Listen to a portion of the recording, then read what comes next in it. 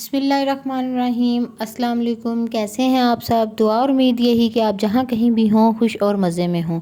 آج میں آپ کے ساتھ چڑا فش فرائی کرنے کی بہت ہی سمپل اینڈ ایزی ریسپی لے کر آئی ہوں۔ آئی ہوپ یہ ریسپی آپ کو پسند آئے گی۔ اچھا جی، یہ فش میں نے اچھی طرح سے صاف کر لیا ہے۔ اس کے لیے میں نے ایک باؤل میں پانی لیا تھا اور اس میں 1 چمچ نمک ایڈ کر کے اور 4 سے 5 ٹیبل سپون میں نے سرکہ ایڈ کر کے اس کو آدھے گھنٹے کے لیے بھگو دیا تھا تاکہ اس کی ساری اسمیل بھی دور ہو جائے اور اسکن بھی صاف ہو جائے۔ پھر اس کو میں نے سمپل واٹر سے واش کر لیا ہے اور بہت اچھی طرح اس طرح صفائی ہو جاتی ہے۔ چلیں جی، اس کا مسالہ تیار کر لیتے ہیں۔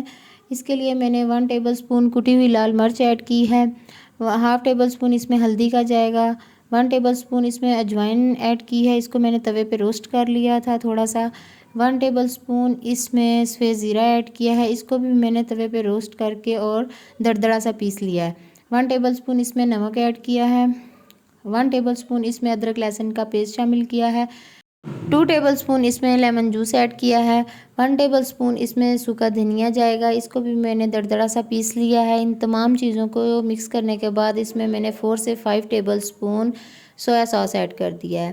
اس تمام مسالے کو میں نے فش پہ لگا کے رکھ دیا تھا 4 سے 5 گھنٹے کے لیے تاکہ مسالہ جو ہے اچھی طرح سے اس میں رچ بس جائے۔ لاسٹ میں نے اس میں 3 ہری مرچیں بھی پیس کے لگا دی ہیں۔ اب جی 2 ٹیبل سپون میں اس پہ بیسن کے سپرنکل کر رہی ہوں، بس اتنا سا ہی بیسن ہم اس کو لگائیں گے اور اس میں پانی بالکل بھی ایڈ نہیں کریں گے، ایسے ہی تمام جو بیسن ہے وہ فش پہ لگا دیں گے، لیکن اگر آپ کو تھوڑا سا ضرورت ہو پانی کی تو ڈال سکتے ہیں۔ اب جی ہم فش کو فرائی کر لیتے ہیں۔ اس کی فرائی کے لیے ضروری ہے کہ تیل اچھا گرم ہونا چاہیے اور ہم نے لو فلیم پہ فش کو فرائی نہیں کرنا، اور کیونکہ اس طرح یہ چپک جاتی ہے ساتھ میں اور ڈیلی ڈیلی سی ہو جاتی ہے۔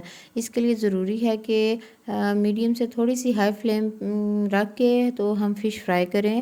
جب ایک سائڈ اچھی طرح سے کوک ہو جائے تو تب ہم اس کی سائڈ چینج کریں، اور اوپر سے تھوڑا تھوڑا سا آپ فش کو پریس بھی کر سکتی ہیں تاکہ اس کا سارا پانی جو ہے وہ نکل جائے۔ اس طرح سے جو فش ہوتی ہے وہ بہت کرسپی بنتی ہے اور ڈیلی ڈیلی بھی نہیں بنتی۔ اس میں صرف فلیم کا تھوڑا سا دھیان رکھنا ہوتا ہے کہ میڈیم سے تھوڑی سی ہائی فلیم ہو تو ہم اس لیول پہ فش کو فرائی کریں۔ اس طرح میں نے ساری فش فرائی کر کے رکھ لی تھی۔ آپ یہی مسالہ فش کو لگا کے فریزر میں فریز بھی کر سکتے ہیں، کیونکہ جتنی دیر فش کو مسالہ لگا رہے اس کا ٹیسٹ بہت اچھا ڈیولپ ہوتا ہے۔ یہ چھوٹی سی ویڈیو اگر آپ کو پسند آئے تو ویڈیو کو لائک کر دیں، شیئر کر دیں، چینل کو سبسکرائب کر دیں، دعاؤں میں یاد رکھیں۔ اوکے جی، اللہ حافظ۔